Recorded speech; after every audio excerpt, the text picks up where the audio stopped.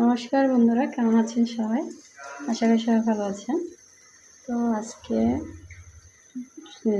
গোপাল সোনার জন্মদিন, শুভ জন্মাষ্টমী। সবাইকে জন্মাষ্টমীর শুভেচ্ছা। তো আজকে আমাদের ঘরে পুজো হবে, গোপাল সোনার পুজো। তো সেজন্য আমি ভোগ রান্না করছি গোপাল সোনার জন্য। আর এদিকে গোপাল সোনার ভোগের আয়োজন করা হয়েছে তালের পিঠা, গোপাল সোনার প্রিয় জিনিস তালের পিঠা।